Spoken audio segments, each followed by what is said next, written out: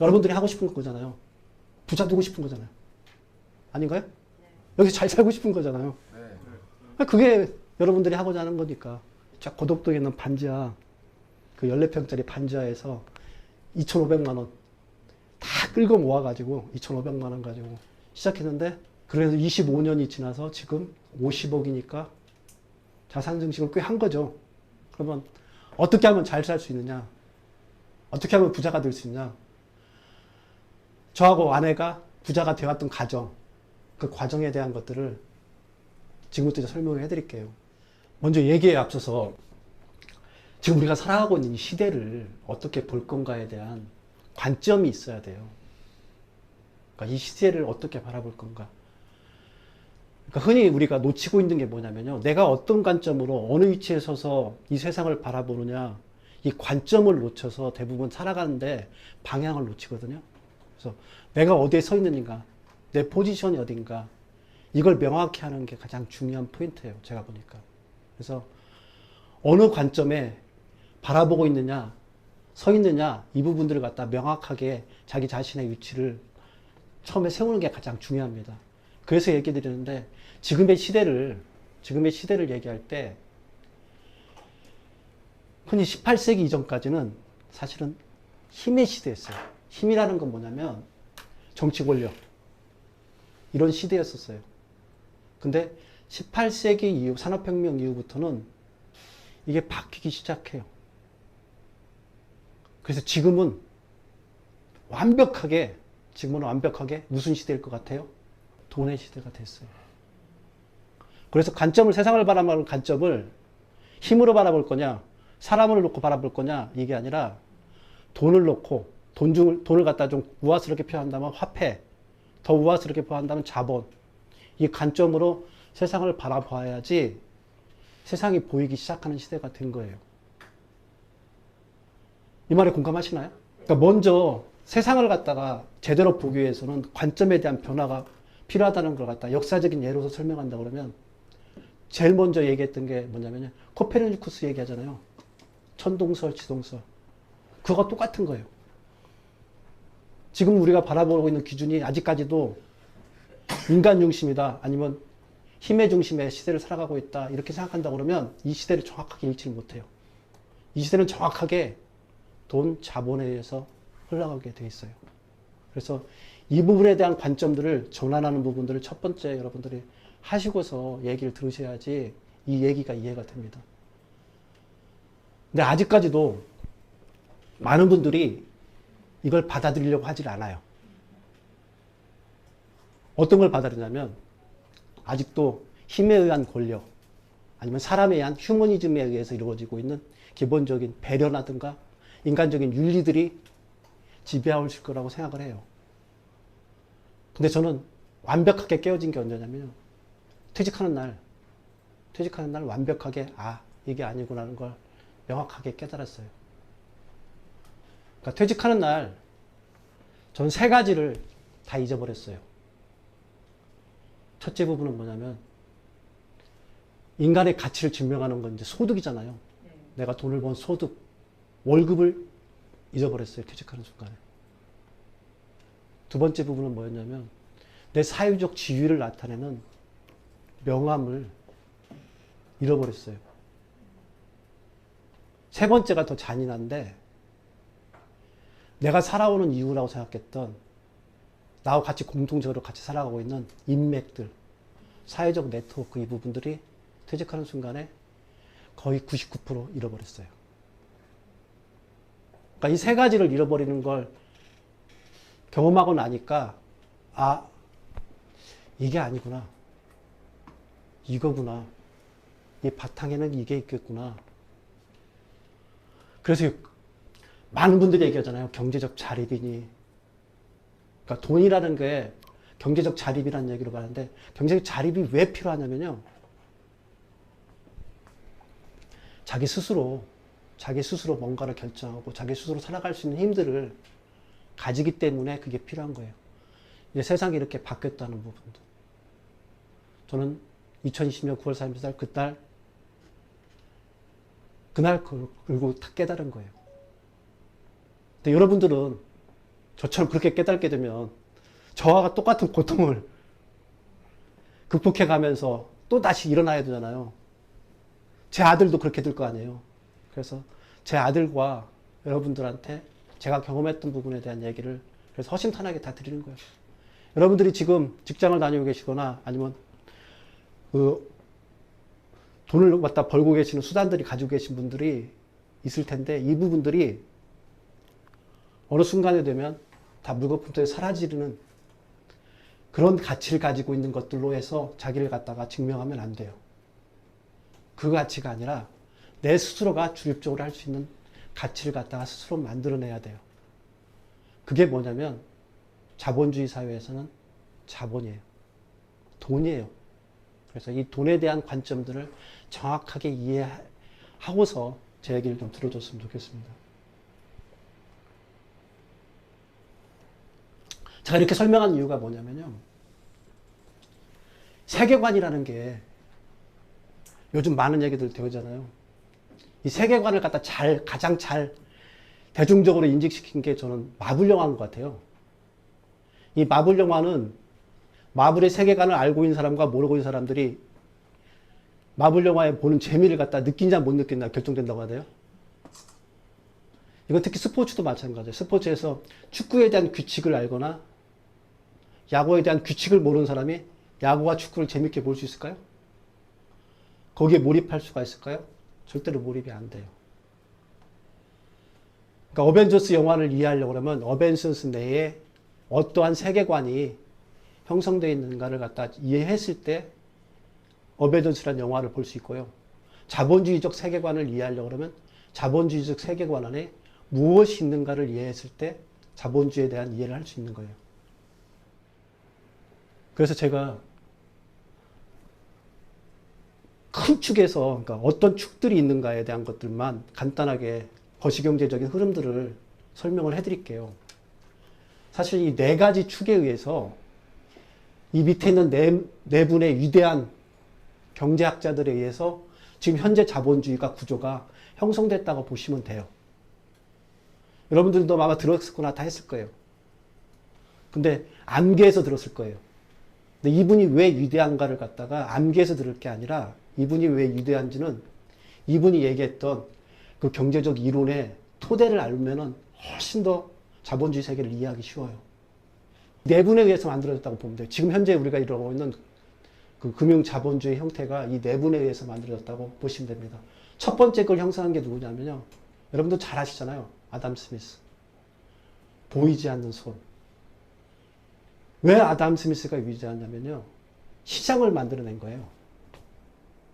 시장이라는 게 뭐냐면 수요와 공급이 만나서 물건의 교역이 일어나고 있는 시장의 개념을 갖다가 이 아담 스미스라는 분이 이론적으로, 경제 이론적으로 만들어낸 거예요. 지금 우리가 이루어지고 있는 모든 것들은 다 시장에서 교역에 의해서 자본주의는 이루어지거든요. 뭐 주택시장, 부동산을 나타내는 주택시장, 상품을 나타내는 상품시장, 마케팅이 뭐니 다 마찬가지고. 그래서 이 시장에 대한 이해가 없이 자본주의를 이해할 수 있다고 생각한다면 그거는 여러분들이 흔히 말하는 바보가 되는 거예요. 그래서 이 시장 구조에 대한 이해를 정확하게 하셔야 돼요. 시장 구조는 뭐냐면 수요와 공급이 이루어지는 거예요. 이 수요와 공급이 누구에 의해서 이루어져요? 시장의 주체가 누구예요? 생산. 생산자와 그다음에 소비자. 생산자와 소비자가 만나는 지점이 시장이에요. 그래서 생산자가 원하는 걸 공급이라고 하고 생산자가 제공해 주는 걸 공급이라고 하고요. 수요자인 소비자가 원하는 걸 수요라고 하고요. 그래서 경제 이론의 가장 핵심이 뭐냐면요. 시장에서 수요와 공급이 만나는 점에 의해서 결국은 수요와 공급이 이루어져서 균형 가격이라는 걸 맞춰주고 이 균형 가격이 결국 가격, 가치라는 걸 나타낸다. 이거에 대한 이해가 있어야만이 자본주의의 첫 번째 단계인 1단계의 이론을 이해하는 거예요. 그래서 시장 내에서 수요와 공급에 의해서 이루어진다. 이걸 아담 스미스. 그래서 보이지 않는 손이라고 왜 아담 스미스가 그러면 얘기했냐면 거기에 일어나고 있는 경제 주체, 생산자와 소비자가 자기네들이 알아서 하면 되는데 누가 자꾸 개입해. 누가 개입했어요? 정부. 네, 정부가 자꾸 개입하면 안 된다. 시장에선 자유롭게 완전 경쟁 시장을 해서 해야 된다. 이 얘기를 해준 거예요. 그래서 아담 스미스가 보이지 않는 손, 야경국가 이렇게 해서 이루어졌는데 이렇게 이루어져서 가다 보니까 이상한 일이 하나 벌어져요. 완전 경쟁 시장으로 갈 것 같았던 시장이 이 자본가들이 돈을 모아가면서 공장을 만들어가지고 자기네들의 힘을 피워버리니까 공급자 중심의 사회가 돼버린 거예요. 시장이. 그러니까 자본이 거대해진 거예요. 그러니까 소비자들이 생각 안 하고 자본가들이 자기들 마음대로 공장에서 만들었던 걸 해서 공급해주고 가격도 마음대로 올려버리고 이렇게 된단 말이에요. 그래서 사회적인 문제가 발생하니까 누가 나타나요? 공산주의. 칼 마르크스. 공산주의는 뭐예요? 생산과 소비를 갖다가 계획해서 국가가 계획해서 계획 생산해서 계획 소비할 수 있도록 하겠다는 얘기예요. 왜 이걸 해야 되냐면 이 자본주의가 공급자 중심의 독점적인 시장 형태를 만들어서 시장을 파괴시킨다는 거예요. 그러려고 그러면 완벽하게 계획 경제 해가지고 칼마르크스 하겠다. 이게 바로 자본론이에요. 우리나라는 이제 공산주의 워낙 공산주의에 대한 적개심 이런 부분들 때문에 실제로 이제 경제 이론에서 많이 가르쳐 주지 않는데 가장 위대한 철학자를 꼽는다 그러면 아담 스미스하고 그 다음에 경제학자를 칼마르크스를 뽑아요. 왜냐하면 경제 이론 중에 자본이 가지고 있는 이런 문제점들을 갖다가 어떻게 해결할 건가에 대한 그 방향에 대한 아니면 기본적인 시장 이론에 대한 수정을 만들어내는 분이니까 이렇게 해서 하다 보니까 이 공산주의 해가지고 급진적인 혁명을 요구한 거잖아요. 칼마르크스가. 이걸 수행했던 러시아나 중국이나 해서 공산화가 진행되니까 이쪽에서 이제 불안한 거예요. 이쪽에서 불안하니까 수정 자본주의를 만들어야 되겠다. 수정 자본주의는 어떻게 만드느냐면 정부의 역할을 시장의 개입의 역할이 아니라 정부가 시장을 갖다 보조하는 역할을 해줘야 되겠다. 그래서 재정정책을 하는 거예요. 뉴딜 정책 아시죠? 재정정책. 그래서 재정정책을 하는 건 뭐냐면 세금으로 걷어가지고 자 돈을 많이 벌고 있는 독점 자본가들한테 돈을 벌어서 돈을 세금으로 많이 걷어서 이거 갖다가 댐 건설, 도로 건설 해가지고 사회적 인프라를 갖다 만들어주는 걸 하겠다. 이게 재정정책이에요. 이 이론을 누가 만들었냐면 이분이 만든 거예요. 케인즈. 그래서 이 케인즈 이론에 의거해서 그러니까 1920년대 미국의 대공황이 나오니까 대공황을 갖다 극복하기 위해서 국가의 개입을 갖다 높인 거예요. 이렇게 높일 수밖에 없게 된 게 뭐냐면 독점적인 자본에 대한 문제점들이 사회적으로 계속 노출되고 있으니까. 그래서 이때부터 이제 재정정책이라는 거에서 수정자본주의가 나와서 시작했어요. 이렇게 잘 갔어요. 그래서 대공황도 극복하고 그때 당시 이제 1차 세계대전, 2차 세계대전 전쟁이 일어나고 나면 전쟁 이후에는 경제가 활성화되는 거 아시죠? 그렇게 파괴되고 난 이후에 새로운 생산을 만들어야 되는데 그래서 잘 오다가 1970년대 미국이 베트남 끼어들지 말라는 전쟁에 뛰어들고 그 다음에 오일이 중요한 오일들이 문제가 생기고 하다 보니까 결국 무슨 일이 벌어지냐면 이렇게 재정정책에서 국가가 개입하는 부분들이 그렇게 개입을 하더라도 경제가 활성화가 안 되는 거예요. 그러면 이게 뭐가 문제일까 고민을 했어요. 경제학자들이. 그래서 경제학자들이 고민하다 보니까 하이에크 이분이 경제가 이루어지는 거는 국가가 재정정책에 대한 개입이 아니라 돈의 흐름 가지고 유동성 이런 요즘 많이 들으잖아요. 그래서 통화정책을 통해 가지고 국가 경제에 대한 것들을 개입하면은 재정정책처럼 직접적인 개입이 아니라 간접적인 개입에 의해서 통화량에 의해서 조정할 수 있겠구나 해서 통화정책을 만든 거예요. 이 하이에크라는 분이.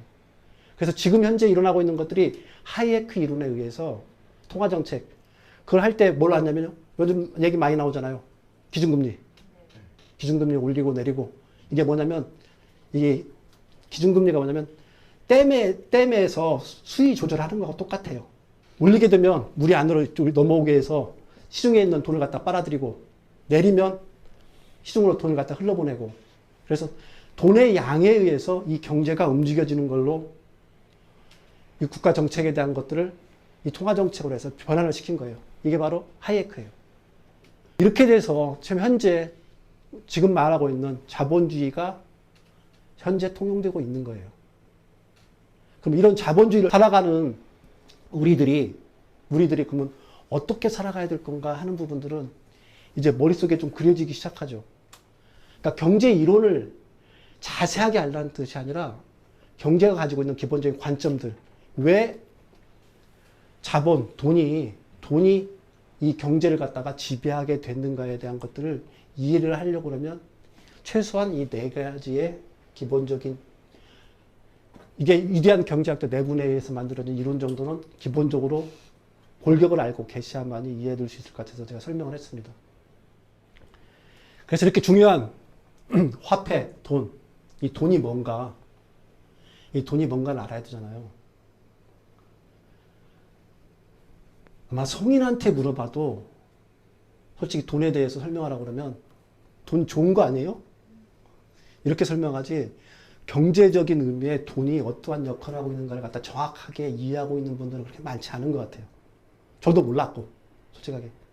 그러니까 9월 30일 퇴직한 이후에 새롭게 돈 공부를 하면서 알았던 거고요. 그 전까지는 잘 몰랐어요.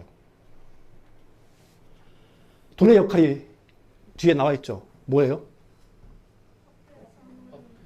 네? 네. 가장 중요한 세 가지는 정확하게 알고 계셔야 될 거예요. 중요한 세 가지예요. 첫째 부분은 뭐냐면 물물교환 어려움이 있었잖아요. 이 물물교환 할 수 있게 상품과 상품을 교환하는 것들이 아니라 그 중간에 화폐라는 게 있어서 매개체 역할하면 교역이라는 게 원활하게 이루어진다. 그러니까 교역의 수단인 거예요. 우리가 교역의 수단이 화폐예요. 그렇게 해서 화폐가 생긴 거예요. 그러니까 화폐가 왜 생겼냐고 물은다 그러면 교역을 원활하기 위해서 기준점이 된 거예요. 매개체 역할. 그렇게 해서 화폐가 생겼다는 이론이 많고요. 다른 이론들이 있는데 다른 이론을 설명하면 복잡해지니까 화폐가 처음에 생긴 이유를 갖다가 이해하려고 그러면 매개체 역할. 그러니까 물건과 물건을 갖다 교환할 수 있는 매개체 역할을 했다. 이 역할이 첫 번째 화폐 부분. 이 역할을 하다 보니까 부가적인 2차 역할이 생겼어요. 부가적인 2차 역할이 굉장히 중요해요.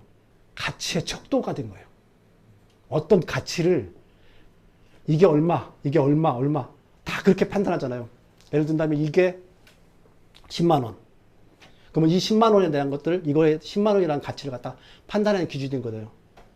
저 연봉이 뭐 1억 얼마였는데 1억 얼마였다? 그러면 내 연봉이 나에 대한 가치를, 근로소득자의 가치를 평가하는 것. 그래서 돈이 무슨 역할을 하냐면 가치를 평가하는 척도가 돼요. 이 얘기는 다시 얘기한다면 돈의 가치가 저장된다는 의미하고 똑같은 거잖아요. 돈을 받는다는 건 가치를 받는 거하고 똑같은 거잖아요. 그러니까 돈이라는 게 매개수단의 역할을 할 수 있는 것도 가치가 그 안에 저장됐기 때문에 그렇고 판단의 기준이 되는 것도 가치가 그 안에 저장됐기 때문에 그래요. 이렇게 가치가 저장되다 보니까 세 번째 자산 증식의 수단이 되는 거예요.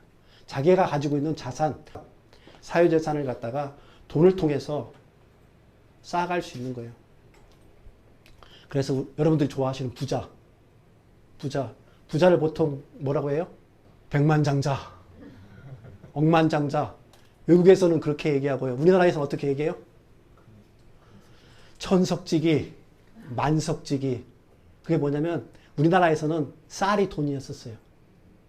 우리나라의 실제적인 화폐가 일본에 점령되고 난 일제강점기에 만들어졌고 그 전까지는 상평통번이 하는 것들은 돈의 역할보다는 그때 당시에 화폐의 기능을 주로 했던 건 쌀이었어요. 그래서 천석지기, 만석지기. 그러니까 부자를 나타내는 단어들이 우리나라는 그렇게 해요. 그래서 돈이라는 게 어떤 역할을 하냐면 가치를 조장해서 부자인가 아닌가를 갖다가 나타낼 수 있는. 그래서 돈이 어느 정도 수준의 이상에 올라간 사람들을 우리는 이제 부자라고 얘기하는 거죠. 돈의 역할이 뭐라고요? 마지막 세 번째 역할이 자산 증식의 수단. 그래서 돈을 벌고 싶다. 이게 부자가 되고 싶다고 똑같은 동의어가 되는 거예요. 이게 돈의 역할이 있는 겁니다. 그래서 이 돈의 역할, 사물의 가치를 나타내며 상품 교환의 매개를 하고 재산 축적의 대상이 된다. 이 부분이 돈의 역할이니까 이 돈의 역할에 대해서 이해하고 계셔야지 제가 다음 얘기를 할 수가 있는 거예요. 자, 이 돈이 있으면 이 돈을 둘러싼 아까 말했던 경제라는 게 있잖아요. 이 경제라는 게 있는데 이 돈을 둘러싼 이 경제가 어떤 주체들에 의해서 만들어지냐면요. 인간이라는 주체들이, 그러니까 우리들이 만든 거잖아요. 그래서 인간이라는 주체들이 사실은 돈을 가지고서 경제 활동을 하고 있는 거예요. 근데 이 주체 중에는, 경제 주체 중에는 일반적인 사람인 개인이 있잖아요. 개인이 있는데 또 다른 사람이 하나 또 생겼어요.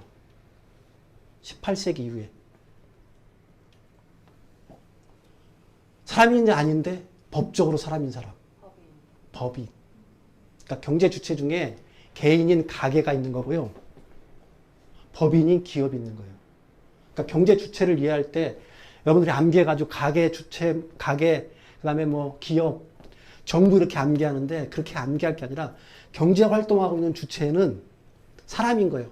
사람 중에 사람의 가장 최소의 집합 단위인 가게가 되는 게, 그래서 가게가 경제 주체가 되고요. 새롭게 만들어서 법인이라고, 인간이 아닌데 인간인 것처럼 법적으로 만들어서 생산의 주체가 돼서 기업이 만들어지는 거예요. 이렇게 두 사람만의 역할들을 하다 보면 다 되는데 문제점이 발생했다고 했잖아요. 시장의 구조상에. 그럴 때 새로운 주체가 나타난 거예요. 그게 뭐냐면 정부인 거예요. 그래서 정부라는 이 세 가지 주체를 갖다가 경제 주체의 세 가지 주체라고 보통 얘기를 많이 하잖아요. 그러니까 이걸 암기할 게 아니라 머릿속으로 왜 경제 주체가 중요한 건가?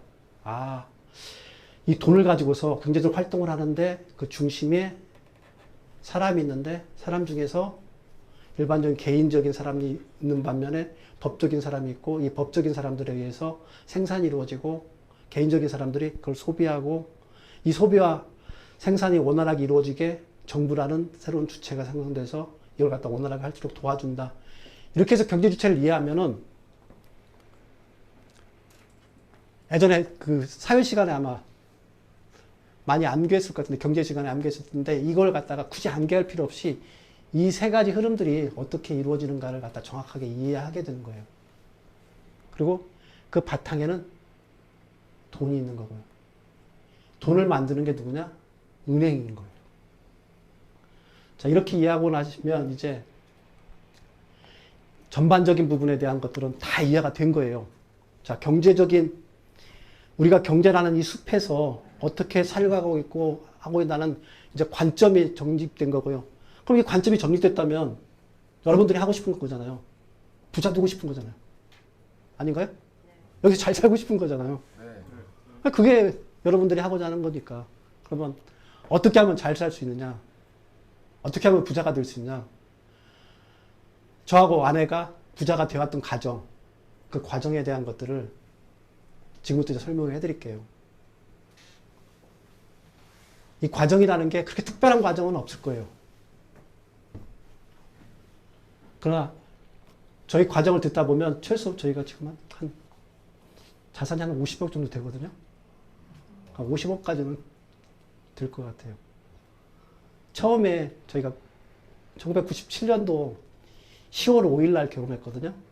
근데 결혼할 때 저 고덕동에 있는 반지하, 그 14평짜리 반지하에서 2,500만 원 다 끌고 모아가지고 2,500만 원 가지고 시작했는데, 그래서 25년이 지나서 지금 50억이니까 자산 증식을 꽤 한 거죠. 그렇죠? 자산 증식을 꽤 했어요. 그래서 그 과정들에 대한 얘기를 지금부터 해드릴게요. 아마 여러분들 이게 관심 많으시는 거잖아요. 네. 이 과정들에 대한 얘기를 해드릴게요. 이 앞쪽에 있는 건 제가 이론적인 얘기를 했기 때문에 제가 강점 있는 분야이고요. 지금부터 얘기는 아내가 강점 있는 분야예요.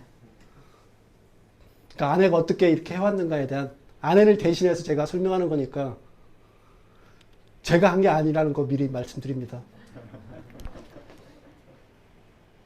그러니까 경제적 주체인 개인이 아까 말한 돈과 경제의 원리를 깨닫고 난 다음에 그러면 목표적 지향점인 부자가 되기 위해서 그러면 어떻게 해야 되느냐? 부자가 되기 위해서는 5개의 계단이 있는 것 같아요. 저희가 보니까 5개의 계단. 이 5개의 계단을 갖다가 한 계단 한 계단 한 계단 올라갔을 때 부자가 되는 것 같아요. 그 첫 번째 계단이 소득의 계단이에요. 돈을 버는 소득의 계단. 어떤 사람은 필요 없을까요? 이 소득의 계단이.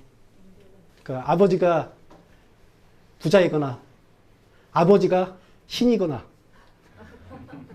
그래서 로또 같은 거 그냥 사기만 하면 막 당첨되고 이런 분들은 소득의 계단 뭐 할 필요 없어요.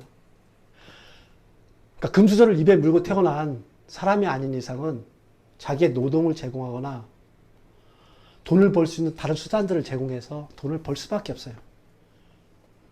이걸 외면하면 부자로 갈 수가 없어요.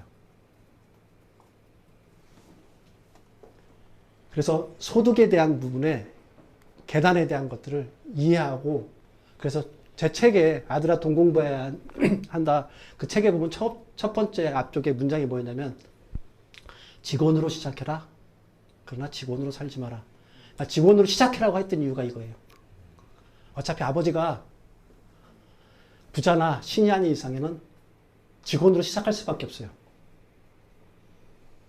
참여해서 자기가 가지고 있는 시간과 노동을 제공해서 돈을 버는 걸 처음에 할 수밖에 없어요. 그걸 흔히 우리는 얘기해서 근로소득이라고 얘기하잖아요. 그러니까 근로소득으로 처음에 시작할 수밖에 없어요. 그래서 근로소득을 처음에 시작할 때 근로소득에 대한 이 근로소득을 제공하고서 내가 받고 있는 소득의 의미를 정확하게 그래서 이해하고 시작하는 게 굉장히 중요해요. 그래서 소득의 계단을 밟아야 되고요. 이 소득의 계단 다음에 돈을 벌었잖아요. 이 돈을 번 것 갖다가 잘 쓰는 게 굉장히 중요하죠. 그래서 두 번째 계단은 지출의 계단이에요. 젊은 분들이 제일 어려워하는 게 지출의 계단에서 대부분 다 무너지더라고요. 흔히 말하는 플렉스. 아, 자기가 진짜 뭔가 지름신 이런 분들이 이렇게 강림하고 이래서 젊은 분들이 굉장히 어려워해서 사실은 이 지출에서 대부분 다 무너져요. 지출 관리에 대해서 탁월해야만이 사실 부자로 갈 수 있는 두 번째 계단을 통과한 거예요. 보통의 경우는 소득에서 무너지는 게 아니라 지출에서 다 무너져요. 그러니까 제 주변에 저하고 같이 똑같이 직장생활을 같이 해오면서 여기까지 온 사람 중에 지금도 아직도 전세 살고 계신 분이 계시거든요. 임원까지 했음에도 불구하고 그분들이 관리를 잘못했던 건 지출 관리 잘못해서 그래서 지출 관리에 대한 것들을 철저하게 통제할 수 있는 능력이 있어야지. 그래서 저는 이제 그렇게 많이 표현을 해요. 소득은 종속 변수라 어떤 영향에 의해서 이게 만들어내는 변수예요. 근데 지출은 독립 변수라 자기 통제 내에 있는 거예요. 자기가 통제할 수 있는 데에서 통제할 수 있는 것들을 해줄 수 있기 때문에 지출이 그래서 더 중요해요. 부자가 되신 분 중에 지출 관리를 못하는 분 단 한 분도 못 봤어요.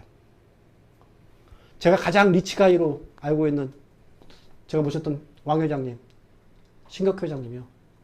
신격회 회장님 저도 보고를 딱 한 번 들어가 봤는데 보고 딱 들어갔는데 그 가디건 있잖아요. 가디건 그거 하나 딱 걸치는데 가디건 여기에 실밥 터져 있는 거 그게 가디건을 20여 년 난 입었다고 하대요. 그분은 지출을 하는 것들이 효용 가치에 의해서만 지출하지 아까 말한 누구한테 보여주기 위한 플렉스하게 보여주기 위한 이런 부분들 때문에 지출하신 분이 아니에요. 그만큼 부자들 경우에는 지출에 대한 정확한 통제 관리 능력이 있는 문제예요. 제가 만나봤던 가장 첫 번째 부자는 이제 신격 회장님이고 두 번째 부자는 이윤서라고 탑마트 이제 부회장이 이제 회장님 올라갔는데 제 친구예요. 그때 당시에 이 친구 핸드폰이 뭐냐면 애니콜이라고 혹시 아세요? 애니콜인데 위에 안테나 이렇게 뽑아가지고 보통 하잖아요. 근데 이 안테나가 부러졌어요.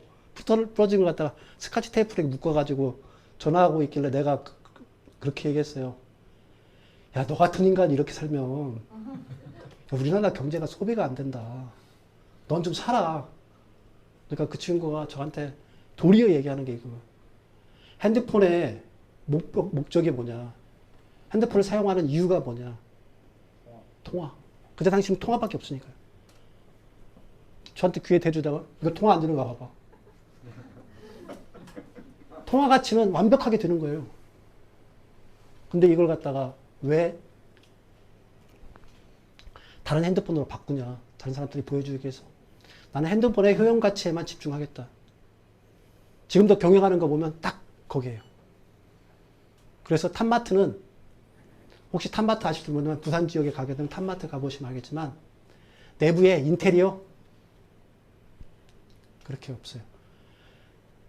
그러니까 롯데마트나 롯데슈퍼처럼 내부적 인테리어 고급스러운 자재 화려하게 하는 게 아니라 말 그대로 그냥 장사하듯이 동네 슈퍼처럼 장사하듯이 그렇게 장사를 해요. 그러니까 지금 3조 넘게 매출이 다른 데들은 다 무너졌는데 그러니까 이마트, 뭐 롯데마트, 홈플러스 이런 데 다 무너졌는데 탑마트만 그냥 건재하고 이유가 효용성 있는 경영 때문에 그렇게 된 거예요. 그게 몸에 배어 있는 거예요. 그런 지출 관리에 대한 것들. 그래서 지출 관리에 대한 것들이 철저해야만이 부자로 갈 수 있는 두 번째 계단을 걷는 겁니다. 이 예를 들 때 제가 마지막 세 번째를 이제 와이프 예를 들어요. 저 와이프가 입었던 옷이 예전에 집에서 그 노란색 있어요. 노란색 옷을 갖다가 10년 넘게 그 옷을 입고서 그러니까 옷의 가치를 갖다가 충분히 보통의 우리가 옷을 하나 사면은 7.8회만 입고 새로운 옷을 산다고 하대요. 여러분들 한번 자기가 옷을 패션을 갖다가 했던 부분들을 한번 보시면 알 거예요. 근데 와이프는 제가 보기에 한 1000회는 입는 것 같아요. 그러니까 지출 관리하려면 그 물건의 효용 가치를 100% 사용해 주는 게 필요해요. 누군가한테 보여주는 거. 그다음에 제 예를 또 드는데 세 번째 예를 제 예를 들었는데 저는 이제 스포티지 차가 2004년식이에요. 2004년식 스포티지 지금 타고 다녀요. 지금도 이제 골프 치러 이제 임원들에서 모임 때문에 이제 골프 치러 이렇게 가면은 제 17년 된 스포티지를 딱 끌고 가면 잘 안 내려줘요. 제 캐디백이랑 골프백을 그 표정 있잖아요. 대충 내리는 거. 다른 사람들 건 막 그 벤츠 타고 오신 분들 거는 정성스럽게 내렸는데 제 거는 대충 딱 던져놔요. 이렇게. 아시죠? 골프 치러 가면 이렇게 내릴 때 그 자세가 회장님 거 내리듯 하는 거하고 머슴 거 내리듯 하는 거하고 이게 다르더라고요. 근데 그럼에도 불구하고 저는 그건 중요하지 않다고 생각하고 차는 이동의 가치를 충분히 할 수 있다면 흔히 말하는 승차감, 하차감 이게 중요한 게 아니라 이동의 가치만 충분히 한다고 그러면 저는 제가 가지고 있는 차에 대해서 만족하니까요. 와이프 자랑을 제가 많이 해가지고 와이프가 이 모든 것들을 다 이룬 것처럼 얘기하는데 저도 사실 기여한 게 많은 것 같죠. 그 17년 된 탈 정도면 저도 기여한 게 사실 많아요. 근데 제 자랑하면 제가 좀 팔불출 같아서 그러니까 와이프 자랑으로 좀 들렸는데 저도 많은 역할을 했습니다. 이렇게 해서 지출까지 하면은 돈이 남잖아요. 소득이 있는데 지출을 아끼게 되면 거기에 남는 것도 돈이잖아요. 이 돈을 저는 저축하라고 얘기해요. 그러니까 돈을 쌓아가는 저축을 먼저 하라고 얘기해요. 그것도 한 10년 정도는 쌓아가라고 얘기해요. 지금은 아마 젊은 분신 중에는 돈 조금만 모이면 투자할 쪽으로 가시잖아요. 그게 어떻게 뭐 현재 이제 사회 구조인 것 같아요. 투자를 모르면 투자를 안 하고 있으면 내가 바보 된 것 같은 그런 느낌이 있는데, 저는 오히려 초기에 젊은 시절에는 여기서 저축으로 쌓아갔으면 좋겠어요. 시간이 좀 걸리더라도 저축으로 쌓아갔으면 좋겠어요. 왜 저축으로 쌓아가라고 하냐면, 저축은 이자나 금리, 수익을 기대하고 사는 게 아니라 원금을 쌓아가는 거예요. 투자는 원금 손실 때문에 저는 한 10년 정도만 원금을 쌓아놔도 이게 종잣돈으로서 가치가 있는데, 투자를 잘못했다 그러면 사람이 100% 투자에 성공할 수 없잖아요. 그러니까 인생은 한 번인데, 만약에 투자를 그 1% 리스크 때문에 투자에 실패하게 되면 다시 또 바닥에서 시작하잖아요. 자본주의는 종잣돈이 없으면 어떠한 일도 할 수 없다는 걸 난 누구보다 잘 알기 때문에, 종잣돈을 모으기까지는 가장 지루한 방법인데 이 저축을 하는 게 맞다고 생각해요.